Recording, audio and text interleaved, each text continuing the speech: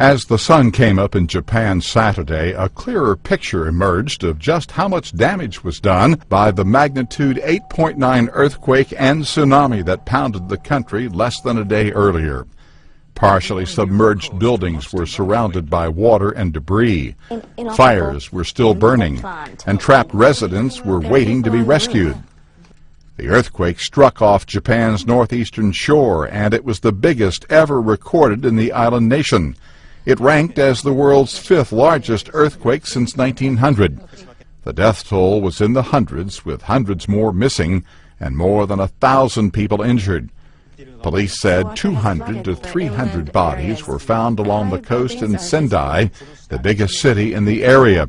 But authorities said they weren't able to reach the area because of damage to the roads.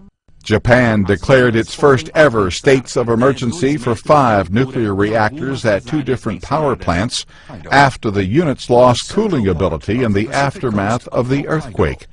And thousands of people living near the power plants were ordered to evacuate. In Tokyo, most trains started running again Saturday after Friday's quake swayed buildings and crippled the area's rail network. Tens of thousands of people were stranded, and dozens of shelters were set up on university campuses and in government offices. This is a potentially catastrophic disaster. In Washington, President Obama pledged U.S. assistance. He said a U.S. aircraft carrier is already in Japan, and other U.S. ships are heading for the country. The U.S. Geological Survey says the earthquake struck at a depth of 6 miles, about 80 miles off Japan's east coast, and approximately 240 miles northeast of Tokyo. The country's worst previous earthquake, a magnitude 8.3 earthquake, occurred in 1923 and killed more than 140,000 people.